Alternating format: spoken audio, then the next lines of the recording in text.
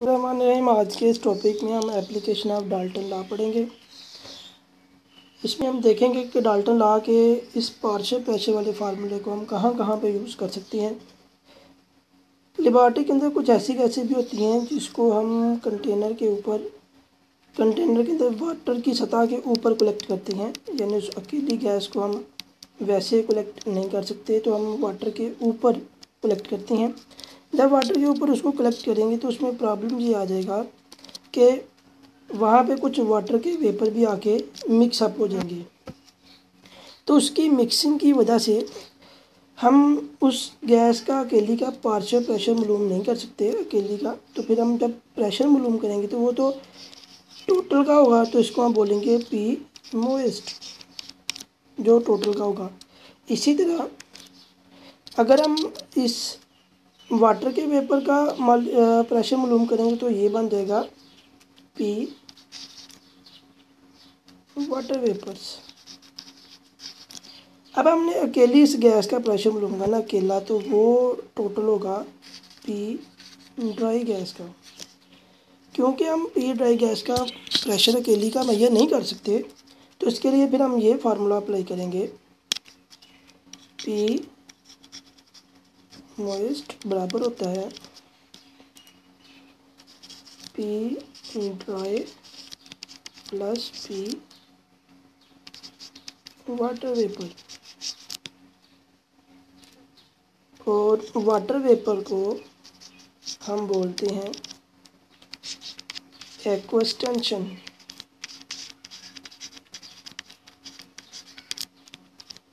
ये बराबर हो जाएगा P dry plus aqueous tension. अब आपने पी ड्राई निकालना, तो पी ड्राई को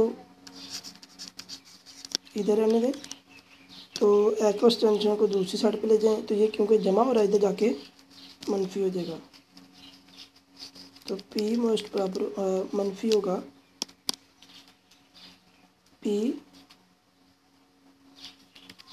एक्वस टेंशन के। तो इस तरह हम जो ना वो डाल्टन लॉ पार्शियल प्रेशर के जरिए पी ड्राई का पार्शियल प्रेशर मेजर कर सकते हैं। इसी तरह एक और इसकी एप्लीकेशन है कि जब हम सांस लेते हैं तो मुंह के ज़रिए तो हमारी बॉडी के अंदर सारी गैसेज जाती हैं, लेकिन ऑक्सीजन ही बॉडी के अंदर लंग्स के अंदर क्यों जाके डिज़ोल्व होती है। इससे कि ये नाली है, सांस की नाली, और आगे ये लंग्स हैं, ये लंग्स हैं। लंग्स के अंदर आपको थोड़ा सा बता दूँ कि इसके करीब ना कुछ ब्लड वेसल चल रही होती हैं। यहाँ पे आपकी ये गैस पहुँच गई है, ये एल्वोलाइज होती हैं, छोटी छोटी थैलियाँ होती हैं। एल्वोलाई के अंदर इसके हवा के मालिक्यूल पहुँच गए हैं। अब आपने यहाँ से देखना है कि यहाँ से ऑक्सीजन क्यों ब्लड के अंदर जाके अब्जॉर्ब होगी। तो वो पार्शियल प्रेशर का ही फ़र्क है, क्योंकि यहाँ पे हवा का जो पार्शियल प्रेशर होता है, हवा के अंदर ऑक्सीजन का जो पार्शियल प्रेशर होता है वो 159 टार होता है, जबकि ब्लड के अंदर ऑक्सीजन का प्रेशर जो है ना वो बहुत कम होता है, 116 टार होता है। तो इस प्रेशर के फ़र्क को मिटाने के लिए ऑक्सीजन खुद ब खुद डिज़ोल्व हो जाएगी, डिफ्यूज़ हो जाएगी और ब्लड के अंदर चली जाएगी। इस तरह हमें पता चला डाल्टन लॉ पार्शियल प्रेशर से कि हम जब ब्रीथिंग करते हैं तो ब्रीथिंग के अंदर कौन सा अमल होता है और किस अमल के लिए ऑक्सीजन बॉडी के अंदर डिज़ोल्व होती है, बॉडी के अंदर अब्जॉर्ब होती है। इसी तरह जब कोई पायलट, यानी कोई जो पायलट्स हैं वो बाज़ बहुत ज़्यादा हाइट पे चली जाती हैं, एल्टीट्यूड पे, हायर एल्टीट्यूड पे, तो तब उनको, क्योंकि आपको पता है कि हम हवा में जितना ऊपर की तरफ जाएंगे तो हवा का प्रेशर कम होता जाता है। तो यहाँ पे सी लेवल पे तो हवा का प्रेशर है 159। अब जैसे जैसे आप ऊपर जाएंगे ये 159 से कम होता रहेगा। जितना जितना कम होता रहेगा उतना उतना आपको सांस लेने में दुश्वारी महसूस होगी। अब आपने जो पायलट गए हैं हवा के अंदर ऊपर बहुत ज़्यादा हाइट पे, अब उनको जब वो ज़्यादा हाइट पे जाएंगे तो उनको तो ये प्रेशर में असर नहीं होगा, तो उनको तो ब्रीथ लेने में बहुत प्रॉब्लम होगी। तो फिर वो क्या करते हैं कि वो सिलेंडर लेके जाती हैं ऑक्सीजन के, यानी प्रेशराइज्ड गैस लेके जाती हैं। तो ये